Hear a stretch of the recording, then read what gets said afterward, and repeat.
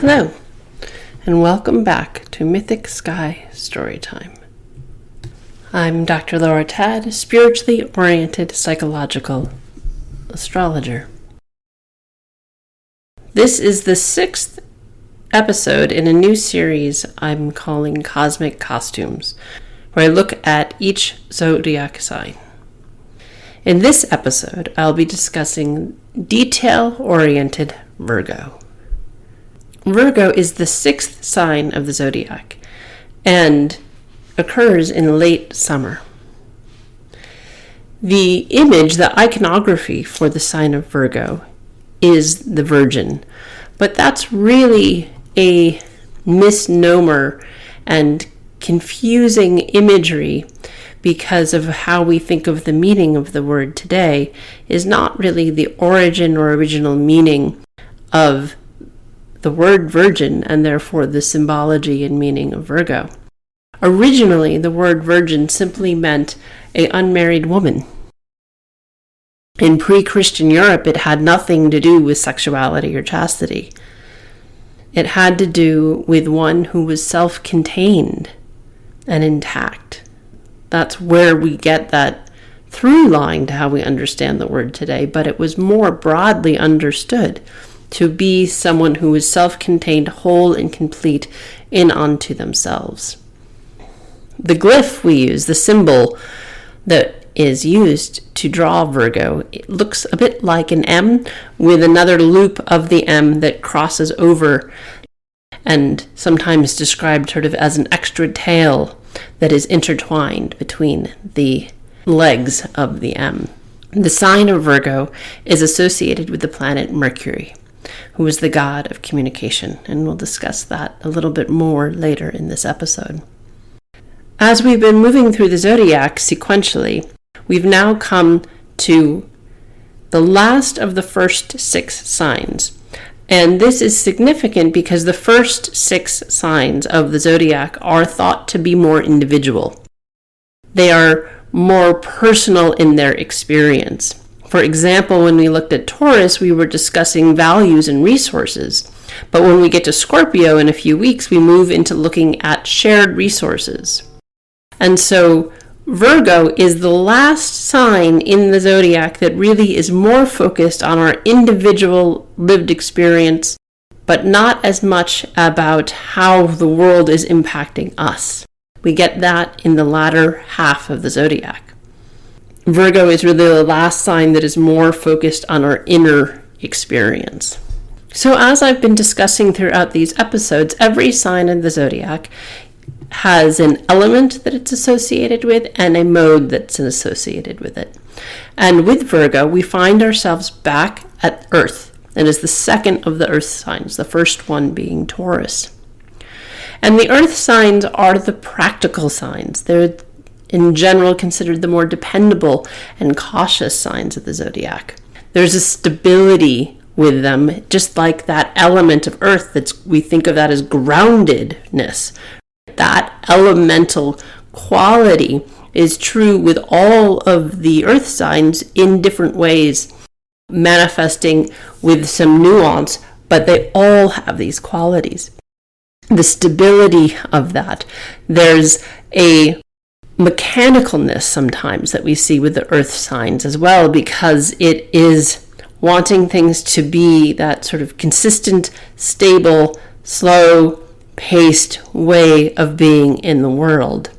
As a result, they sometimes have a dullness. There's not the shininess that we see with fire, but there is this practical quality that we see in the Earth signs and that we see with Virgo. Every sign having a element and a mode that is part of how it is expressed, we merge that earthy, consistent, stable, slow and steady wins the race energy with the mutable energy. For Virgo falls at the end of summer. All mutable signs fall at the end of seasons. It's in that transitional period when one season is ending and another is just beginning or giving us hints and percolating and just beginning to come out on the edges. And so Virgo is that transitional period from summer into fall, but not quite fall, because that starts with the fall equinox and Libra. So Virgo being the sign just before that, we have this malleability energy of the mutable signs. There's an adaptability to all of the mutable signs because it is this energy, this quality of transition. As a result, we also get that multiplicity because things are changing. It's not quite summer and it's not quite fall. So there's this changing quality to it that can sometimes show up or manifest as a lack of focus because it isn't tracked. It isn't singularly focused like we had with the fixed signs just prior.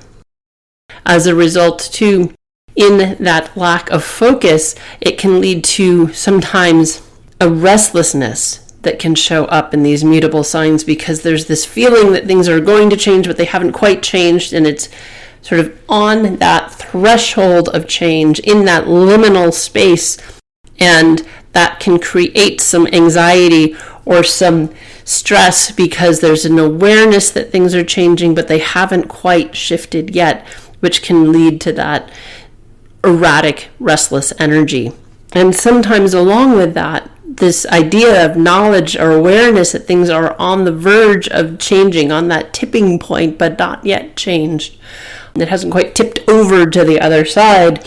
There can be an unrealistic quality to the mutable signs where we think that things are more attainable than they are. Now with Virgo, that shows up in very specific ways, as opposed to Sagittarius, that's a fire mutable sign. It shows up in different ways. But that unrealistic energy paired then with that earth sign of consistency may be unrealistic about how long things will be consistent, right? That could be a way that this might manifest, these energies of mutability and malleability with that earthy consistency. They're kind of opposite energies in some ways, where earth is constant and stable and secure, ideally, and mutability is all about transition, which is not that. So there is this internal push-pull energy that we find in Virgo of trying to be grounded, but somehow comfortable that the ground is always moving. It can be a little disconcerting. Because of that sort of mismatch of energy in some ways, we get into the keywords that we associate with Virgo. And Virgo's key phrase, just as Aries was I am, Virgo is I analyze. And Virgo is the hyper-analytical sign of the zodiac, to the point that more than any other sign in the zodiac, wherever Virgo falls in your chart is where you are vulnerable to analysis paralysis. There's sort of no bottom to that energy. Lists about lists, analyzing your own analysis, and on. There's sort of a unending depth of a well of exploration that is the intellectual exploration of analysis.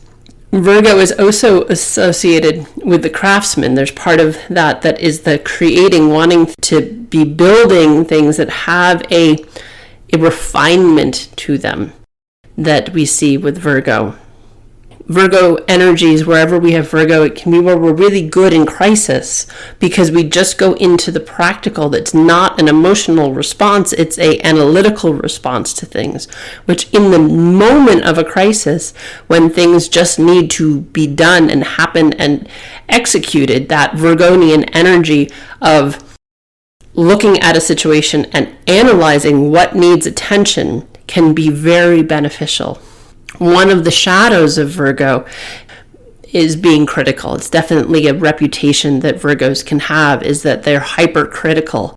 And often, though, yes, they can be critical of those around them, but they are equally self-critical. I sometimes think of Virgo energy as the foreground and background in a painting get flipped, or in a room that you walk into get flipped, and everything that is working sort of blurs into the background, and everything that is needing attention or is flawed or problematic is what pops forward. Sort of that sensation of walking into a room and the first thing that your eye beelines to is the crooked painting. Even though the rest of the room may be laid out beautifully and beautifully organized and the aesthetic may be very pleasing, the Virgonian energy, the Virgonian critical eye just sees or first sees the crooked painting as opposed to the beautiful layout of the rest of the room. So that can be a vulnerability with that Virgonian energy.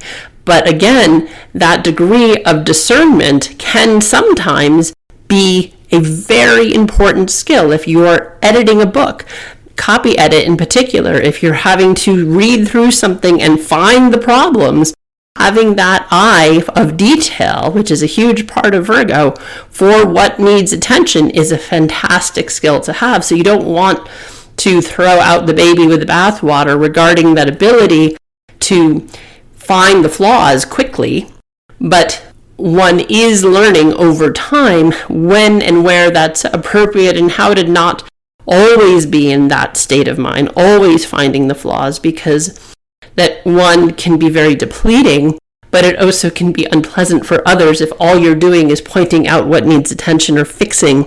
It can lead to conflict.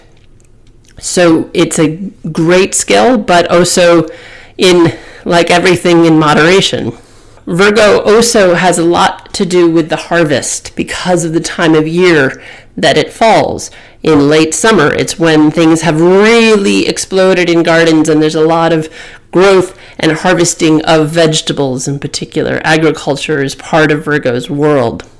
And that can be quite literal in that sense of the fall harvest or late summer harvest. But it can also be, what are you growing? What are you cultivating? What needs to be harvested that's metaphorical or symbolically harvested in life can be part of that Virgo energy. Another thing that we can see that is reflective of that self-critical side of Virgo is the vulnerability of always feeling inadequate. There's a perfectionistic quality to Virgo, and if one is not that, then there must be something wrong with me. That can be a big vulnerability or a big shadow part of Virgo, is in that hyper analytical mind, always finding the flaws. When that gets internalized, it leads to perfectionism and self-critical behavior. And sometimes even inaction, depending on where it falls in the chart. And that idea, if something's worth doing, it's only worth doing right, and if you can't do it right, then you don't bother. That can be a vulnerability with that perfectionistic energy of Virgo. Or taking over things and not being willing to disseminate work or share the load with somebody, because there can be a idea that you may be the only one who's going to do it correctly because you're the one with a critical eye, and you'd rather take on the extra work and feel burdened than have there be a mistake or risk somebody making a mistake. And so that can be a vulnerability with that Virgonian energy of perfectionism that feels like you only do what you can do well. And that can be problematic because it's okay to be imperfect. It's okay to be flawed. You're human. But the fear of imperfection can lead to not leaning into life as much because of the self-shame, self-blame spiral that Virgo can be vulnerable to. Now, one of the beautiful things that is part of Virgo, in addition to being good with crisis, is that Virgo sort of likes being of service. And so being good in crisis can have Virgo feel like they have purpose, that they are engaging with the world, because that's part of what Virgo is related to, is being of service, doing things just for the sake of helping other people. That can tip sometimes to an unhealthy degree of self-sacrifice in that service to the point of neglecting self. Because remember, every sign is in response to the previous. So with Virgo, we are coming out of Leo and moving into Virgo, where Leo can be all about the self. Then Virgo, in reaction to that, is self-sacrifice, potentially. It has that vulnerability. And sometimes self-sacrifice has its place, or it works and is healthy to a degree, but it can be vulnerable to swinging too far the other direction, where Leo can be, when it's out of balance, egoic and narcissistic. Virgo, out of balance, can be self-sacrificing. And as I've talked about with other episodes, in addition to these key words and phrases that we associate with a given sign, there's also physiological things. There's health-related qualities of each sign. And even more broadly with Virgo, Virgo is related to medicine and health and the healer, and we see that partly in terms of that piece of being of service, also in terms of governing harvest and agriculture, in that historically medicine was extracted from plants often, and that's part of that through line of Virgo being tied to medicine, is knowing how to work with plants. Again, that's also very analytical. Understanding the properties, the chemical properties, the healing properties of a given plant is part of that analysis, and hyper analytical, or even just analytical love of deep learning and understanding that is part of Virgo. And I talked about Gemini in a previous episode, where Gemini is the data gatherer, Virgo is the analyzer, right? So Gemini gathers all the information and Virgo makes sense of it.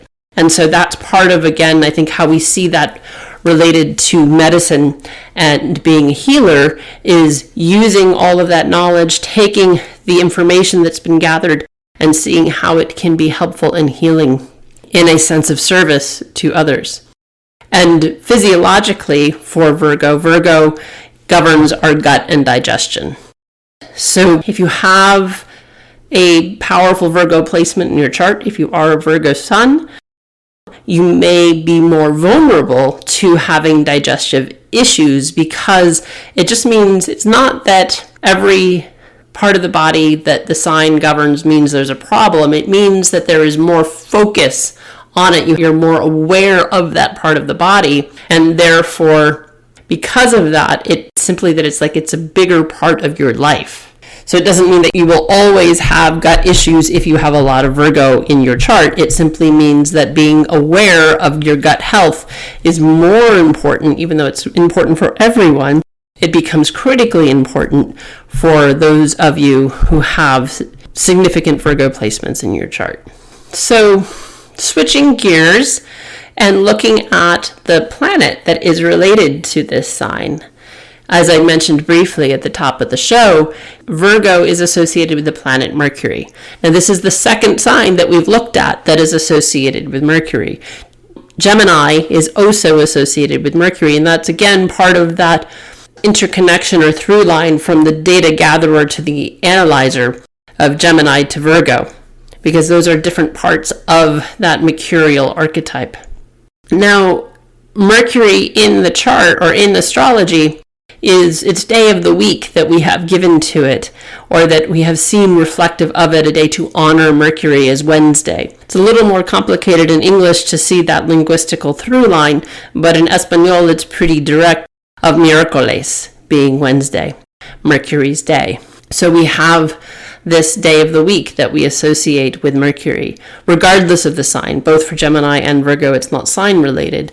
We associate with Wednesday. And Mercury in astrology, he was the god of communication. He's Hermes in the Greek pantheon. And so it governs communication, thinking, writing. He was the messenger of the gods. There's a magician and trickster coyote quality to Mercury as well. In many of the stories, Hermes is always messing with the gods. He's very much part of that trickster archetype. With Mercury, we also get the storyteller and the psychopomp. The psychopomp being because Mercury was one of the only gods freely able to travel between the worlds, as Hermes the only one able to go between Olympus and the underworld to Hades. He was the courier of souls, psycho being soul in the etymological roots. And so the courier of souls, part of this malleability that we see with Virgo, and Gemini is also a mutable sign. It's just mutable air. So in both instances, we see this mercurial malleability energy showing up, but then we get the different coloring and costuming sign of Virgo.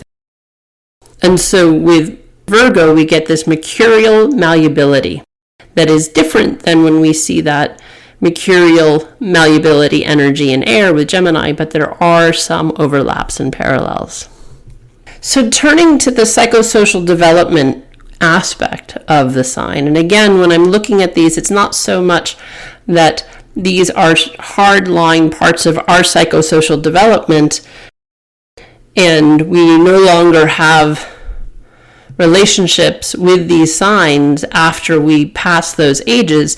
It's more to look at it and understand how this sign is reflective of psychosocial development, to have a deeper understanding of how it can manifest and ways it shows up in personality that do parallel certain ages and developmental stages, but that can be true whether we are in that age range or well past it. So with Virgo, and we're going sequentially, that's how the signs are. Each sign, we slowly get a little older. And it doesn't, again, mean that like Aries is really immature and Pisces at the end of the zodiac is the most mature sign of the zodiac, but there is a quality of evolution that is happening at the same time. So with Virgo, we get into the mid-20s. So we see this shift where in Leo, it was the late teens and years in college, our teen years of individuating, and more of the party animal side of college. And as we move into the Virgonian energy and into the mid-20s, so sort of 22 to 27, we are shifting into this Virgonian energy. And so during that time, one is becoming more and more discerning about who they are and what they want out of their lives. There's a refinement that's happening that is a strong part of that Virgonian energy. It's often when one finishes college and goes off to grad school. So there's a depth of study, that hyper-analysis, that love of going deep intellectually is much more part of grad school typically than undergrad. And so that's part of that Virgonian deep analytical study that we might see during that time period. Along those lines, this is a period of building more and more skills, getting more and more tools in our toolbox, and goal setting for future things down the road. Again, that's part of that analysis, part of that being prepared. What do I need to have in place so that I am successful going forward? What do I need to do so I can do these other things down the road? That's part of that Virgonian energy and part of that preparedness that Virgo likes, to set things up to be successful. Set things up so not even to be successful, because that's a little more Leonian and ego. It's like set things up so they go smoothly is more of that. Set things up so that the goal is accomplished just because there's the goal to accomplish. It's also a time in life where we typically find ourselves in more and more of a routine, trying to find that work-life balance, having more and more of a set schedule, right? When we're in college, we may have a set class schedule, but that's only true for a couple of months, and then your classes change and your class schedule is different. In the latter part of our 20s, when we're really moving out into the world and out into the workforce, there's more of a routine that is our daily routine, which is a big part of Virgo's realm. We can also see Virgo side of sacrifice showing up here, because when our life becomes routine, we may find that there's certain things we have to let go of, certain behaviors, certain activities, certain things that we have found fun and playful, but we simply can't do everything. And so we may have to sacrifice certain parts of our life to allow for other parts of our lives to thrive. And a paring back, a pruning, which is very much a Virgonian energy of paring things back and culling that which is maybe fun and playful, but simply doesn't fit into our schedule anymore, or not to the same degree or with the same frequency as it once did. We also can see during this time period that we are shifting, right? Just because just before this, we were in Leo, which again, as I said before, has a lot to do with ego, and our ego being very alive and fun and playful and wanting a lot of attention. And this transition into Virgo is reining that in. It doesn't mean that we aren't out there and gregarious and happy and shiny and having fun, but we may become more measured. We may find that the degree to which we were the life of the party, the degree to which we were out in the world and loud and visible and bringing all the attention to ourselves, we have to become more measured. We discover during this time that we simply can't party like we used to. We can't be as gregarious as we used to. It doesn't mean we aren't fun. It doesn't mean we don't have fun, but we discover as we mature that there is a time and place for that party side of us, that playful side of us. And sometimes we simply must be more serious. Also, as I talked about with Virgo governing health and well-being and are becoming more aware, and the actual analytical part of Virgo being part of how medicine is developed during this time in our lives is also when people begin to become more health conscious. We discover we can't live off of pizza and beer and ramen noodles.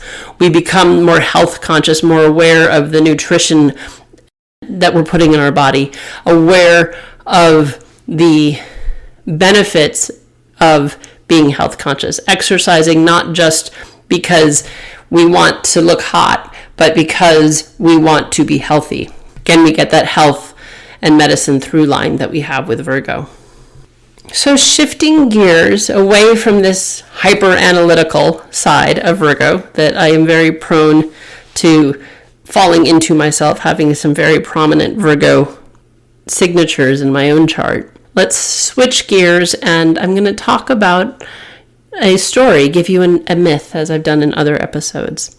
And this particular story I first learned about in reading a tome. It's this large book by Richard Erdos and Alfonso Zortz called American Indian Myths and Legends. This particular story is the story of Corn Mother, and it comes from the Penobscot tribe that lived in present-day Maine. And as the story goes, in the beginning of the beginning, before there were any people, Klaskberhaba was the maker of all living things on earth. And one day, his nephew appeared, a young man born from the foam of the waves that had been warmed by the sun. He came to help his uncle continue to grow the world. And the two set off creating many things on earth. One day, when the sun was high in the sky, a beautiful young girl approached them. She was born when a dewdrop, warmed by the sun, had fallen from a plant to the earth. She was the embodiment of the green plants, the moisture in the air, and the warmth of the sun. Greeting them kindly, she said, "I am a strength giver, and I nourish the creatures who come to me." Joyfully, Klasperha thanked the great mystery for the arrival of the young girl. Not long after, his nephew and the maiden were married, and soon she bore the first humans, and thus became known as First Mother. Klasperha taught the humans all he thought they needed to know about how to live on the earth he had created. And satisfied with the teachings he had provided, he left them, telling them he would return if he was needed. And as time continued, the number of people on the earth grew and grew. They survived by hunting for their food. However, as their numbers grew, the game they were hunting began to dwindle, and soon the people began to starve. Observing what was happening to her children and grandchildren, First Mother grew sad. Her children came to her, weeping, hungry, begging her to feed them, but she had no food. And so she too began to weep. She wept and wept as she watched her children suffer. Through her tears, she told them, "Be patient, I will make some food." Pained by First Mother's tears, her husband asked her how he could help to make her happy again. To which she replied, "You must kill me." Stunned by her comment, he protested, "No, I can't do that." But she repeated herself, "You must, or I will be grieving my children, and they will be suffering forever." Unsure of what to do, First Mother's husband traveled to meet his uncle and ask for his advice. Confirming the request of First Mother, his uncle said, "You must do what she wants." So he returned home, grief-stricken by what he must do. And as he prepared, she gave him specific instructions on when she should be killed and what he should do with her body. "You must kill me when the sun is at the top of the sky," she said. "After I have died, let 2 of our sons take my body and drag it over the empty patches of earth. Tell them to drag me back and forth over every patch of earth. After, bury my bones in the clearing over there, and when it is done, you and our children are to leave this place for 7 moons. And when you return, you will find my flesh has provided nourishment and strength that will keep them fed forever." Her husband and children carried out the task they had been assigned, and weeping at the loss of First Mother, they left for 7 moons. When they returned, they found the earth where they had dragged First Mother's body was covered with tall, tasseled green plants, corn. And while they found this new plant delicious and nourishing, they heeded First Mother's instructions. They did not eat all the corn, but put many kernels back into the earth. And in this way, her gift was renewed every 7 months, feeding her children for generations. And in the spot where they had buried First Mother's bones, a broad-leaf plant grew, tobacco. Standing beside this plant, they heard her spirit whisper, "Burn this and smoke it. It is sacred. It will clear your minds and help your prayers come into being." Grateful for the bounty, First Mother's husband spoke to his children. "Remember to take good care of First Mother's flesh, for her goodness sustains you. Take good care of her breath, for her love has turned into smoke. And always walk with gratitude for her undying sacrifice." So there's a lot of parallels and threads here to Virgo, and we see that despite the fact this is a myth that does not come from a culture that uses Western astrology, and yet we still see these through lines of sacrifice and service. And the piece about the tobacco and the smoke brings us not just to Virgo, but Virgo's polarity point. Its opposite sign in the zodiac is Pisces, which very much ties into altered states of consciousness. We can see this through line, this connection of Virgo and Pisces, where we have the harvesting of the corn and the smoke that brings in altered states of consciousness, that is Pisces. And many other parallels that I invite you to sit with this story and see how it resonates for you in relation to Virgo. So now we switch gears here as we move into the meditation part of this episode. And as you prepare for this part of the episode, you want to make sure that you find somewhere where you can sit comfortably, whether that's cross-legged on the floor or a pillow, or sitting in a chair with your feet on the ground. Somewhere you're comfortable and able to sit for about 20 minutes, because you don't want physical discomfort to pull you out of the meditation. I do recommend, regardless of where you're sitting, that you have some back support so that you're comfortably able to sit for the duration of the meditation. And we'll begin, as we have in previous episodes, with 4 belly breaths, then connect with the chakra system before we move into the guided meditation. And with belly breaths, you want to inhale through your nose, hold at the top, exhale through the mouth, pause again, and then begin again. And I will do the counting for you. So, taking a deep breath in through the nose, 1, 2, 3, 4. And hold. And exhale completely out the mouth, 2, 3, 4. And pause. And in, 1, 2, 3, 4. Pause. And exhale, 2, 3, 4. Pause. And inhale, 1, 2, 3, 4. Pause.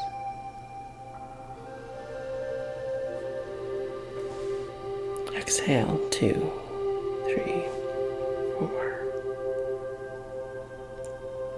Pause. One last time. In, 2, 3, 4. Pause. And exhale completely. 2, 3, 4.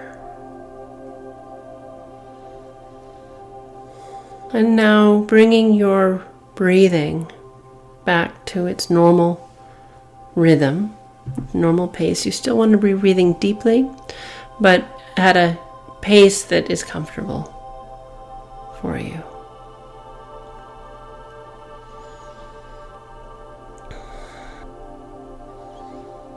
And now bringing your attention to root chakra, base chakra. This is an energy point at the base of the spine. It helps us ground, connect to the earth, feel present in our bodies.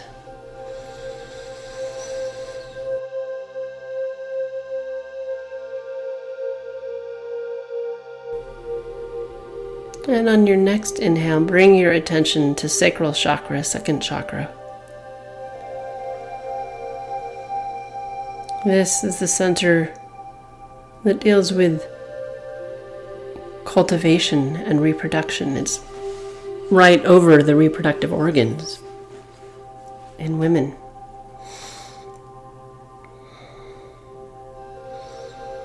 It is our capacity to be receptive and directive. It's a center of great power. How we go forward when we pause.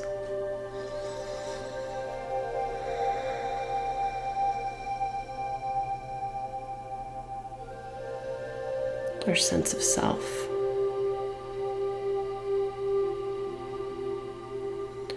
And on your next inhale, bring your attention to solar plexus. This is the center just above the belly button. Sun center.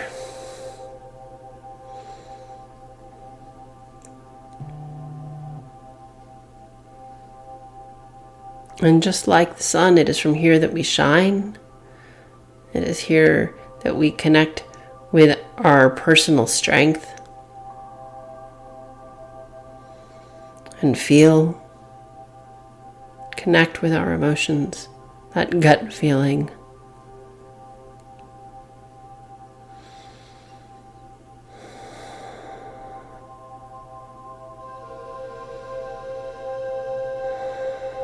And on your next inhale, bring your attention to heart chakra, just in front of the heart, middle of the chest, middle of the chakra system. The heart chakra is the center tied to our ability to give and receive love. It also holds our heart aches, our heart wounds, being heart-centered.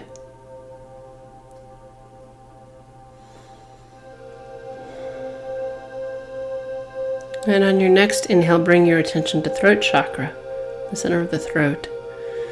This center reflects our capacity to communicate and listen, speak our truths, speak up, find our voice, listen to others' voices, regardless if we disagree with them or not. We can still listen.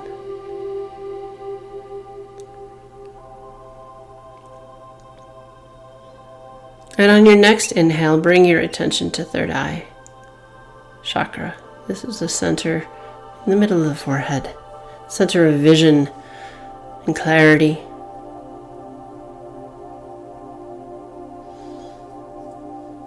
Our ability to see what to do without the complexity of the intellect, without the noise of too much thought, without monkey mind getting in the way. To see things for what and who they are. Center of vision.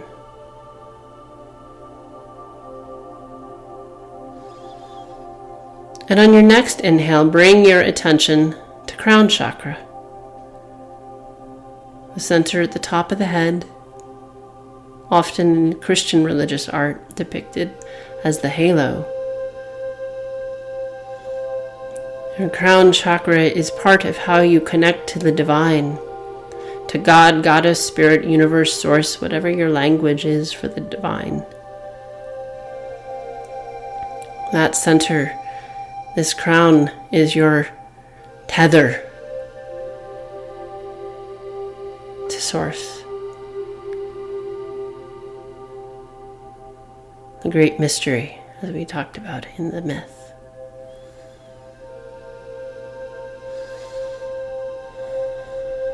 And feeling the expansiveness of the divine, the healing energy and scintillating gold light of the divine. And we're going to bring that light, that energy, back through the chakra system, back through the central channel, to help clear out any of the cobwebs that may exist within your chakra system in preparation for the guided meditation, so that you are protected and held as we do our explorations today. And so bringing down that gold light of the divine back through the chakra system, have it go through the crown and out through the third eye, clearing away any of the fogginess that has obscured your vision, that has maybe clouded your ability to see things clearly. And as you continue to breathe, bringing that light back down through the chakras, bring that gold scintillating light through the throat chakra, healing old wounds where maybe you did not speak up because you were afraid of how it would be received, or in reaction you said something unkind. Let this golden light heal any wounds that exist in this center. And as you continue to bring this light down, have this gold scintillating light envelop your heart chakra, healing old heartbreaks, heartaches, grief that may be living there. Let it envelop your heart, satiating it, healing in all those little dark corners of heartache and grief.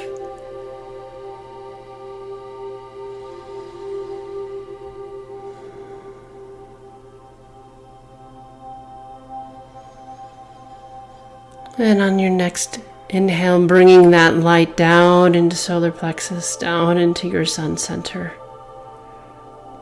Have this gold light help to bring into balance your center of power, so that you are able to stand in your greatness without ego, without attachment, but simply self-assuredness.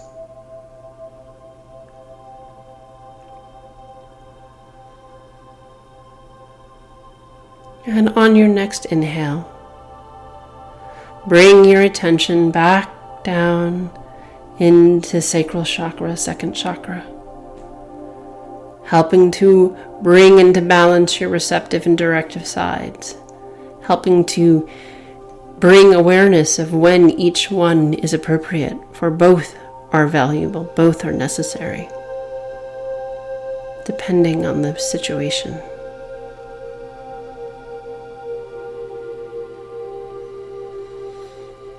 And on your next inhale, bring that gold scintillating light into the base chakra, root chakra, helping to ground you into your body, connecting with Pachamama, Mother Earth.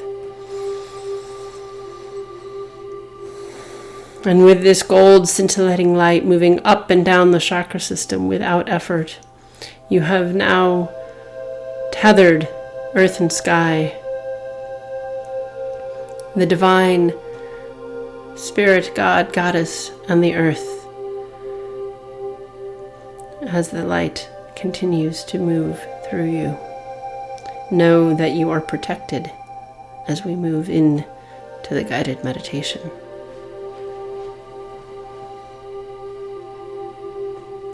And so bringing your attention back up to third eye, to your mind's eye. Imagine you are walking through a labyrinth. See yourself walking through a labyrinth. And this labyrinth is constructed with high topiary so that you can only see a few feet in front of you as you begin your journey. This ancient symbol of wholeness that has been found throughout the world is here to take you on a journey today.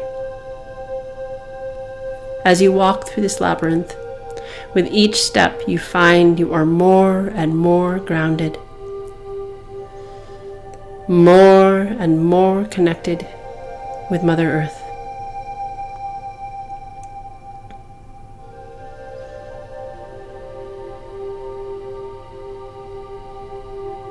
You are more in your body, more present to the moment as you switch back and forth, zigzagging through this labyrinth, slowly making your way to its center. Your stride is natural but slow. There's no need to rush.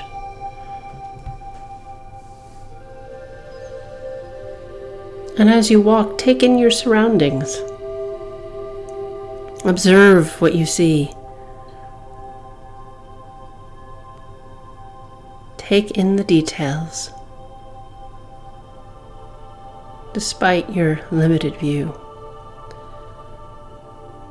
What color are the leaves?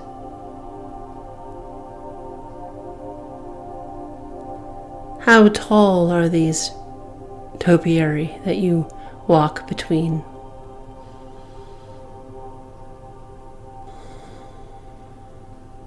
What else do you notice? What does the sky look like?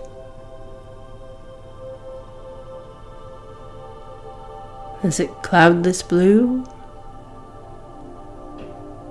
Is it dawn? High noon? What does it look like?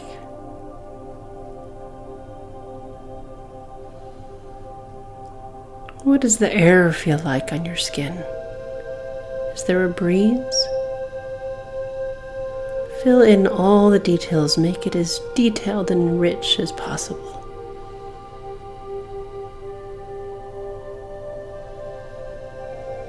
What's beneath your feet as you walk along this path? Is it gravel? Dirt? Grass? Wildflowers? What's beneath your feet as you make your way through this labyrinth?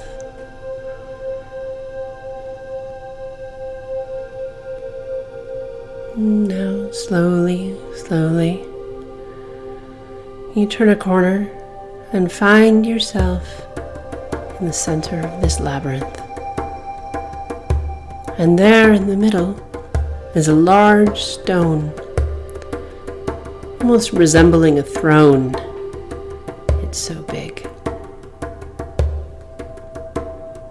And sitting upon this stone is a young woman. And although she is young, she is wiser than her age may lead you to believe.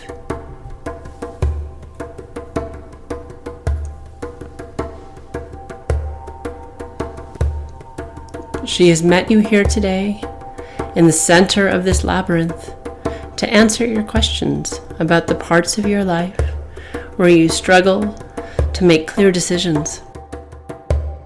You may be hard on yourself or hypercritical of your own humanness. She is here today to remind you that you are always learning and growing, and that perfection is an illusion. Greeting her in whatever way feels appropriate. You'll begin a dialogue and see what wisdom she has to share.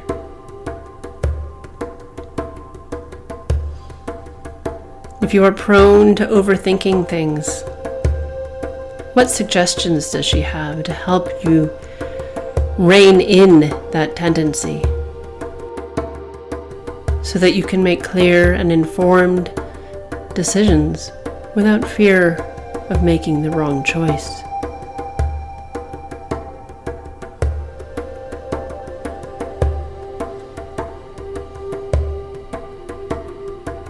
Or having that fear lead to non-action.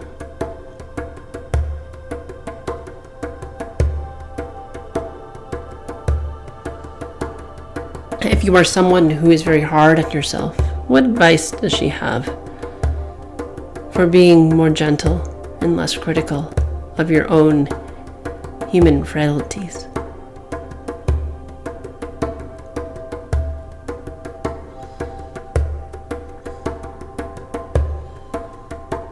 What suggestions does she have for when you find yourself intolerant of the imperfections and shortcomings of those around you?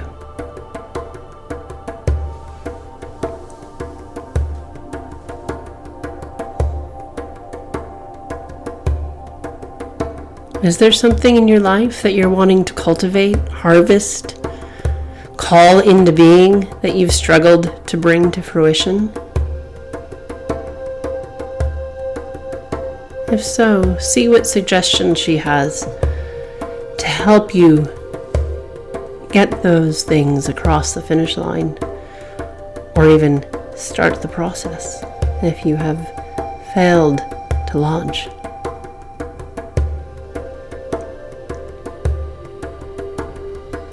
Let other questions come up organically, asking for clarity whenever is needed.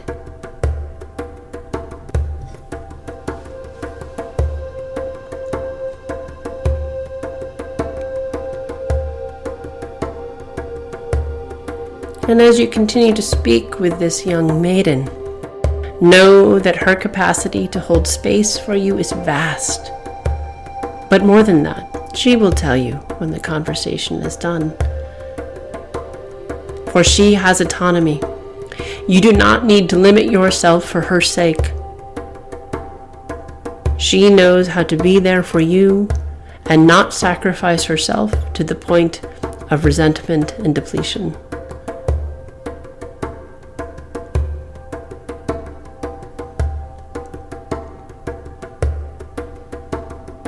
Trust that she will ask for what she needs. It is not your job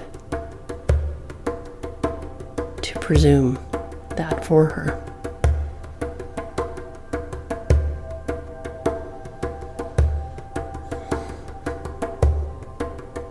And as your conversation starts to come to its natural end, ask her how you can reconnect when you find yourself back in a place of self-criticism or analysis paralysis, frozen and unable to move forward. What does she suggest to help you bring your analytical side into better balance and better harmony with your life's purpose?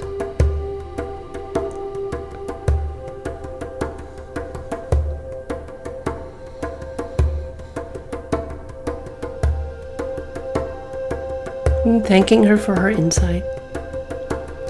Ask if there is a way she would like to be honored for all her help today.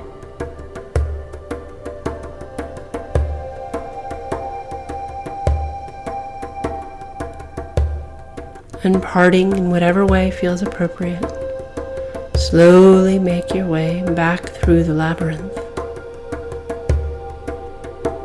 And as you do, take note of how the labyrinth has changed since you first arrived. Has it grown? Is the sun in a different location? Fill in all the details as you slowly walk back and forth, making your way out of the labyrinth.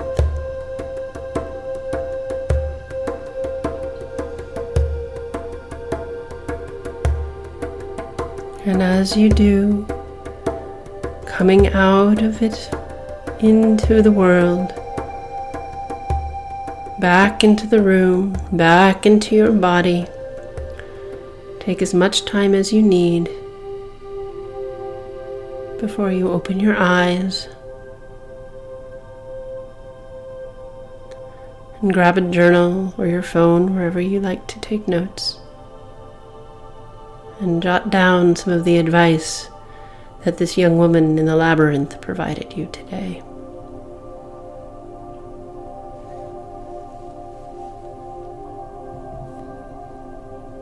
Thank you so much for joining me on this sixth show of this new series, Cosmic Costumes,